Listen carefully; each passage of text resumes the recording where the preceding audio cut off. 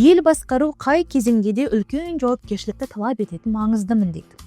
Әсіресе өңірдің экономикалық әрі өндірістік әлеуетін арттыруға мүдделі ауыл әкімдеріне қойылатын талап та мықты, мүмкіндік те зор. Сенімнің үдесінен шығып дамудың даңғыл жолына түсуге ниетті Жаңабазар ауылдық округінің әкімі негізгі басымдықты халықтың тұрмыс сапасын арттыруға, шағын кәсіпкерлікті дамытып, инвестиция тартуға беріп отырғанын атап өтті. Осы орайда округ тұрғындарын ұжымдық шаруашылыққа біріктіру бағытында белсенді жұмыс жүргізіліп жатқаны байқалады.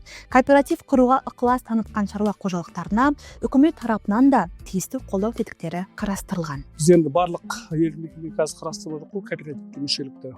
Осындай жер жағдайы келіскен, ертең біз айтқан шартқа сәйкес жұмыс жасай алатын азаматтар. Сол бір азаматтың үйіне келіп отырып қазір. Ауылда басқа жұмыс жоқ болса, кооперативке бірігіп, қазір Құда қаласа 2,5%-бен малина үйдің артында өрт бар. Кооперативтік жүйеге жұмылудың арқасында ғана жеке шаруа қожалықтары өз өнімдерін ішкі және сыртқы нарыққа шығара алады. Бұл өңірлік экономиканы әртараптандыруға және азық-түлік қауіпсіздігін нығайтуға жол ашпақ. Судың басымыз, судан тапшылық жоқ, тамшылап су қару, анау-мынау деген болмайды. Балық асырақсақ та болады. Бірақ оған жаңағыдай қаржылай бөлінбейді екен да. Одан кейін біз оны андай дамымай жатырық қой әлі. Бұл балықты жетілдіре алмаймыз. Құлпынайға шамамыз келеді. Енді ол тек қана таңқурай құлпынай емес, өсім шаруасы бойынша өзі 6 бағыт бойынша береді. Жаңағы ініміз жақсы айтып өтті, балық шаруашылығында да бар. Өз кәсібін ашу деген бар, ол жерде жаңағы шаштараз істеуі мүмкін, көлік жөндеу жаңағы орталықтарын ашу мүмкін, ол бағытқа да бар. Бірақ негізгі бағытты бізге осы ауыл шаруашылығының осы таңқурай мен құлпынай шаруашылығына беріп отыр. Жергілікті әкімдік ауылдағы ағайынның ауыл аманаты жобасынан үміті мол дейді. Сан мәрте жақсылықтан күдер үзбей келе жатқан тұрғындар бұл жолы нақты нәтижеге қол жеткіземіз деп сенеді. Мемлекеттің қолдауынан дәмелі жұрт өз бизнес жобаларын әзірлеп, қажетті құжаттарын рәсімдеуге белсене кіріскен. Ол әрбір азаматтың ойында жүрген дүние бұның бәрі.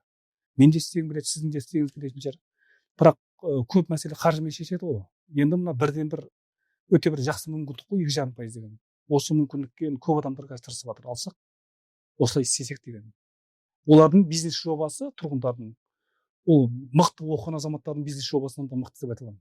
Небір қарапайым азаматтар, бірақ өте іскер азаматтар көп біздің ауылда. Құда қаласа, мемлекетіміз осы бағдарламаны жақсы қолға алып жатыр ғой қазір.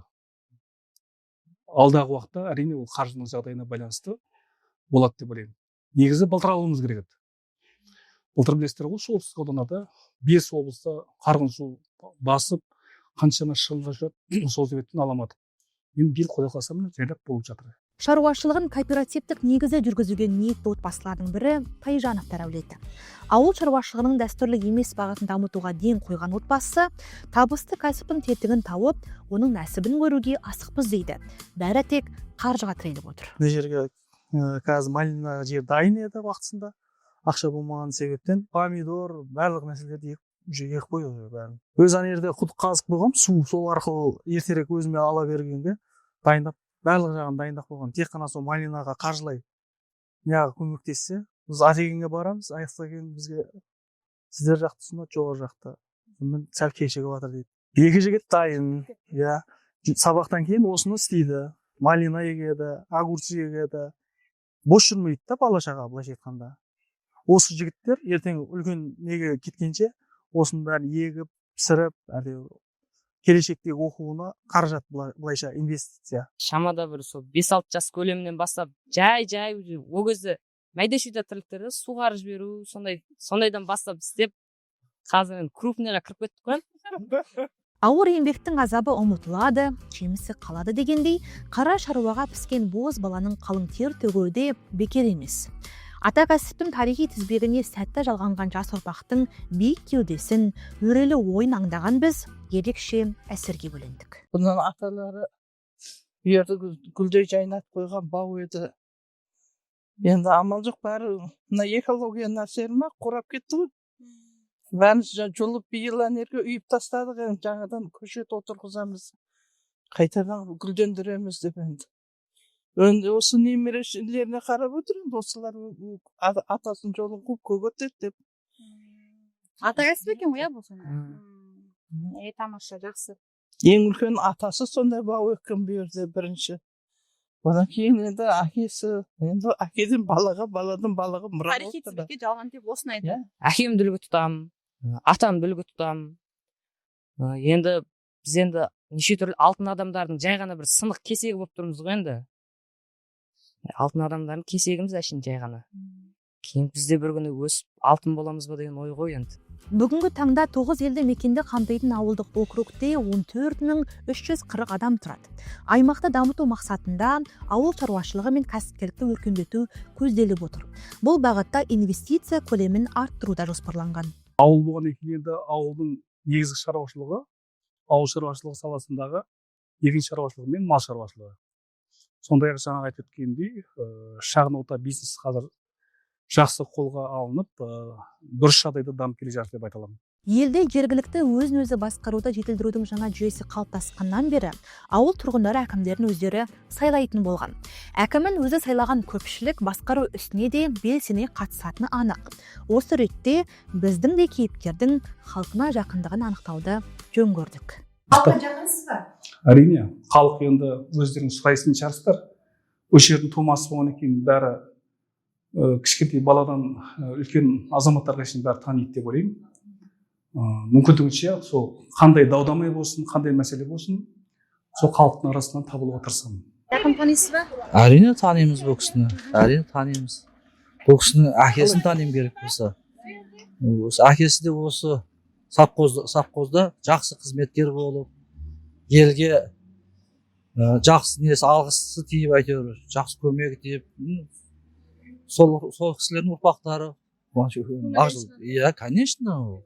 Рахмет. Ауыл жақсы ма? Жақсы, Құдайға шүкір. Енді осы Асқар інімнің арқасында әйтеуір көркейтіп жатырмыз әйтеуір ауылымызды. Атсалысып жатыр. Суымыз бар, газ бар, свет өшпейді. Айналамызда магазин, жанымызға не керек бәрі табылады. Жұмыс орны жеткілікті ме? Өзімізден мектепте мұғалім болып жасаймыз. Жұмыс орны жеткілікті. Ауыл деген аты болмаса, қазір қаладан кем болып тұрған жоқ. Айта кетерлігі, жаңашыл әрі жанашыр бастаманың көбі әкімдер мектебі оқыту жобасының практикалық кезең аясында жүзеге асып келеді. Яғни тікелей сайлау нәтижесінде алғаш рет мемлекеттік қызметке келген ауылды округ немесе аудан әкімдері алған білімдері мен практикалық дағдыларын нақты іске асырып, енді өңірдің экономикалық даму бағдарламасын жасақтауы тиіс. Әкімдер мектебі дегенде өте керемет оқу болды деп айта аламын. Біз енді көп нәрсені білмейді екенбіз сөздің шыны. Бұл жерде енді біз енді осы тиісті өзіміздің ауыл округының экономикалық тұрғыдан қалай дамытамыз деген мәселесін есебін шығардық десек болады. Халқы қанша, ол немен күн көреді, қалай табыс табады, мемлекеттік сатып алуды үйрендік. Ол жерде бұрын енді шыны керек онша білмеуші едік. Өзімізде өндірілетін тауарларды бұл тек қана жаңағы базар, басқа сауда орындарында емес, осы электронды түрде де сауда саттыққа шығаруға жолдарын үйреніп жатыр қазір. Бұл енді ең менің өзімнің артық жақтарым деп айта аламын. 125 жеке шаруа қожалықтары дейді ғой, соларды шоғырландырып, осы жаңа базар 2024 деген кооператив ашып отырмыз. Мұндағы мақсат жеке қосалқы шаруашылық деп айтамыз ғой. Солардан өндірілетін өнімді өңдеп нарыққа шығаруы бұл жерде мәселе.